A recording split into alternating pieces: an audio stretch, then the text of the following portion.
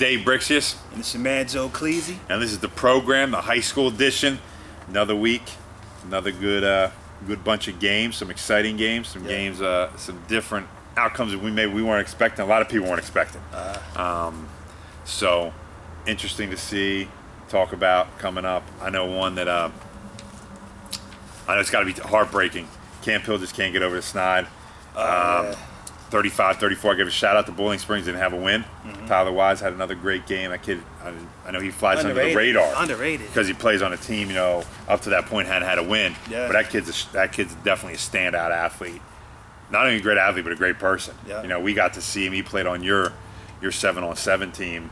Great kid. Yeah. You know what I mean? Attitude, Good athlete. hard. Yeah, works hard, never gives up. Goes out there, has decent speed, decent ability, and he did a nice job here. I give Camp Hill credit. It wasn't working for him. Bowling Springs was much bigger than the line that they had and stuff. And they were down 21-7 going into the fourth. Nothing was going right for Camp Hill, and they switched up an offense to a Wildcat. Every single time they had the ball, they scored, even in overtime. You know what I mean? They went to this Wildcat formation where they threw Schuster out the wide receiver. They brought one of the wide receivers into the backfield. Boom. Bowling Springs couldn't stop them. Now, the problem is Camp Hill then in return couldn't stop Bowling Springs. Yeah. So it went to overtime, one overtime, second overtime. Bowling Springs scores. Camp Hill comes back, scores, and blocked extra point. They lost some close ones in the last couple weeks. It's unfortunate for Camp Hill. I mean, they're still an outside shot being single A, but they got to get the win. It's just they've been so close, coming down to the end, and they just haven't done it. And my hat goes off to them for coming back, but also with Bowling Springs for getting that first win, so they got the job done. Congrats to them. That's awesome. Awesome. How about Central Dolphin also taking care of business? Yeah, they seem to come back to life after the Chambersburg loss. Yeah, you're right. They've handed out some beatdowns the last couple of weeks. They went up to State College and handed out 34-0 up in State College. That's not easy to do. And then who they had, Mifflin County, I think, this weekend. Yeah, I mean, and Mifflin County pretty much gave Harrisburg the game the week before. They have a nice running attack, but Central Dolphin pretty much stopped them. And it looks like their offense has definitely awoken. Yeah. In the last couple of weeks, so that'll make next week's matchup between Central Dolphin and I think it's Harrisburg pretty good. Yeah. Yeah. No, 2 weeks. It's 2 weeks. Okay. 2 weeks is Central Dolphin, Coleman Valley. Oh, okay. So that's Coleman Valley, I think, is homecoming. So that'll be interesting to see, how that's going to play out here. But going to that Harrisburg, like you were mentioning, how about that CD East Harrisburg game? I thought CD had that game wrapped up. CD East 24-10 at one point. Yeah. Chase Edmond was running all over him. And you know what? I just no offense, but that just seems to be the story of CD East the last couple of years.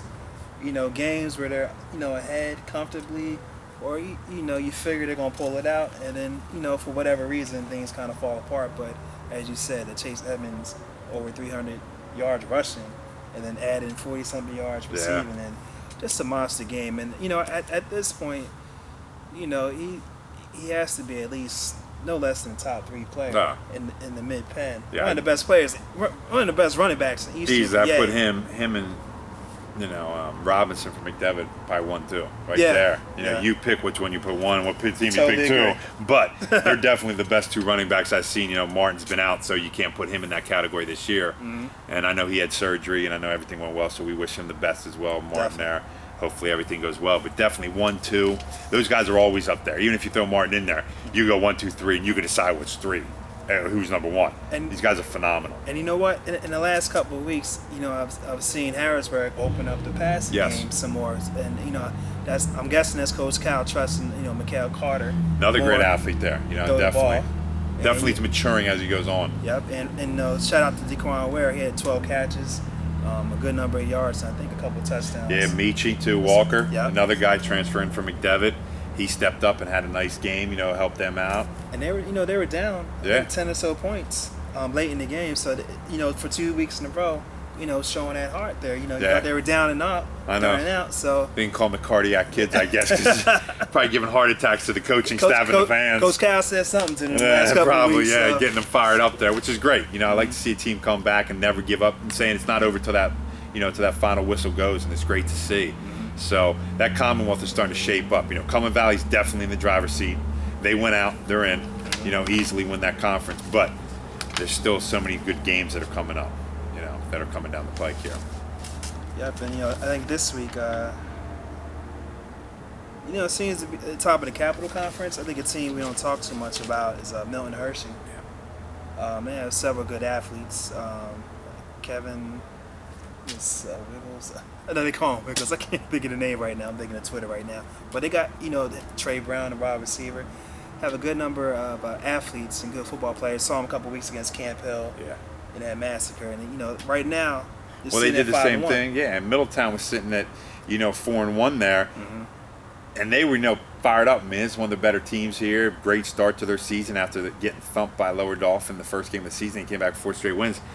And it was close at one point, but then boom, they just turned on their jets, and I think it ended up being a mercy rule or close to it, like 42-14 or 48, something like that, 14. And Milton Hershey just pulled away and just took it to them. And it just shows that how quickly Milton Hershey has those athletes, those explosive athletes that get out there and do their job. And and let's looking at this, this conference real quick. The top 4 teams actually play each other this week. Milton Hershey plays East Pennsboro. And Still High actually plays Middletown this week, so it's a pretty nice logjam as far as division records. Both Milton Hershey and Still High 5-1, East Pennsboro, Middletown 4-2. Now I'm not gonna get into why Still High is 5-1 currently. Yeah. But, Yeah. If you don't know, go on. Type in Steel High Susquehanna fight, and you're definitely gonna find something out. But I think the shock in that conference is just Trinity. They just can't get going. A lot of people had them right towards the top, and they just can't. Including me. And I don't know. I don't know if something's going on over there, what's going on, but I hear less and less out of guys getting the job done over there. Even when you're losing, you sometimes expect to see some stats out of somebody. Nothing. Yeah. So I don't know what's going on over there, but they got to right that ship here in the second half and see what can go on. The conference that you and I talk about all the time, like I said, from top to bottom, I still think is just phenomenal, especially the upper tier, though. Those first 3 teams sitting undefeated. Yep. How many teams could say, our conference can say, hey, we got 3 teams sitting at 6-0. Now, that's going to change this weekend. Yeah. As Bishop McDevitt or I should say Lower Dolphin invades Bishop McDevitt. The money team. Yeah. Invades down there, and 10:30, McDevitt's homecoming. So I know they'll be fired up, and it's a 10:30 game. So Lower Dolphin's got to be ready to go. But, I know a lot of people question whether those guys could definitely hang with Susquehanna's speed. And they did. They took it to Susquehanna and thumped them. 29-6 or whatever it was, or whatever the final score was. And some people said it could have even been worse than that. But they hung with the speed and stuff like that. But you're looking at a whole different talent field when you play McDevitt. Yeah. And, from top to bottom, these guys are loaded. And I really don't think, and I guarantee the coaching staff and the players agree that McDevitt's played an actual complete game. I think they play spurts. Against, I was, texting somebody during the McDevitt-Hershey game. And one of the coaches was, sending me the score. And at one point it was 14-7. Didn't hear from him. Then all of a sudden it went 20-7. And then it went 27-7. And then it went 34-7. Like that. Within a 5-minute period, it was like boom, boom, boom, boom, boom. And McDevitt's, the game's blown wide open. And that's just McDevitt. They can just do that. It seems like they turn on a switch. Hey, it's time to play. We'll play for 20 minutes. Boom. And then boom, we're not going to play. So, it's just amazing to see, that they can turn it on. So Lower Dolphin has to come and bring their A game the whole game. They can't have a 5-minute spell where they're not playing, because McDevitt will take advantage of that, score 2, 3, 4 touchdowns in that span. But Lower Dolphin's defense, once again, 6 points they give us up to Susquehanna. Yeah. They've given up a total of, I think it's 34 points in 6 games. That's impressive. That's very impressive. And you look at it, it would have been another shutout if Millbury doesn't take that 75-yard pass or whatever it was. Boom to the house. So, they're there. This defense, I think, is underrated. I don't think a lot of people put a lot of stock in it. But I think they can give McDevitt some fits. And it just goes, what's going to happen with McDevitt. Are they going to come and play a whole game? If they do, that's a very, very difficult team to beat. But, you got to give a hats out to Lower Dolphin. That they said a lot of people are talking about this is going to be their down year. They lost a lot of big-time players. They'll be a 5-5 team or 6-4 team if they're lucky. But they're not going to beat the teams that they normally beat. And right now it's sitting at 6-1, or 6-0. I'm sorry, 6-0. And you've seen them up in close and personal during the summertime. I've seen them several times too. It's a bunch of hardworking kids that could really play football. And I doubt that Bishop McDevitt takes them lightly this week.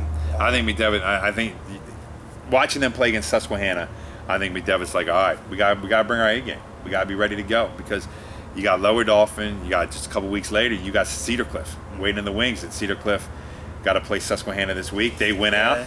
Then, I mean, this is just, it's a log jam at the top because Lower Dolphin got McDevitt, then they got Cedar Cliff. McDevitt's got Lower Dolphin, then they got Cedar Cliff, 2 weeks later. So everybody's, towards the end here, you're going to see the separation come. And this could be a huge program boost if Lower Dolphin gets the W. Yeah. Think about that. You be somebody like a McDevitt, they're sitting number one in the Quad A. Yeah. McDevitt's sitting number one in Triple A in the districts. So this is a big game, and I know it's going to be packed. Lower Dolphin, they bring a great fan base. McDevitt's going to be there, at their home field, beautiful stadium that they put in there.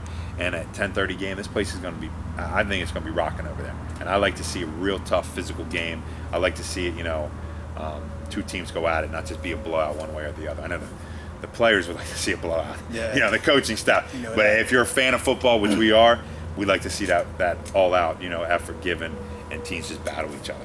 Yep, and that's actually that is the biggest game of next weekend, of course. Yeah. And I'll say Cedar Cliff and Susquehanna Township. I mean, I think that's two teams going in different directions right now. You say at the beginning of the season, early on, you would have said that would have been a huge game, but like you said, definitely, I think Susquehanna's got to do something over there to salvage. Especially on the offense. I don't want to offend nobody, but on offense, they need more offense, and they're going to need it this Friday against Cedar Cliff, Andrew Ford, great offense, Mike Beatty. Jaden Demi, he's just killing it. Jake Scott, another guy. Yeah, I mean, you can name nice these guys. Number of weapons, and it's over on the West Shore, so. And it's going to be an interesting. Which way does the Susquehanna rebound from 2 straight losses? Yeah.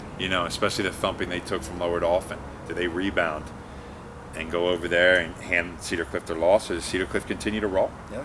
That's a great team. It's definitely some nice matchups. Definitely, yeah. So that Keystone Division's fun to watch, as well as all the divisions are out there, that are coming up. But it's getting closer to the time where we're getting ready for these playoffs. Right around the road, or halfway over the season. Regular season's done. Some of these kids are the seniors. You got one half left, 4 games left. Sometimes in your whole career, or whether you're going to make the playoffs and continue on. So, best of luck to you guys out there. Best of luck to all the teams, coaching staff, everybody out there. Go out there, continue to work hard. Hopefully everybody stays injury-free. No more injuries here from any team, anybody. I hate to hear a guy tearing this or hurting this and he sits out or concussions or anything like that. So best of luck. All right. So guys, definitely go out there, unleash that potential. And this is Dave Brixius. It's your man, Joe Cleasy. And this is the program.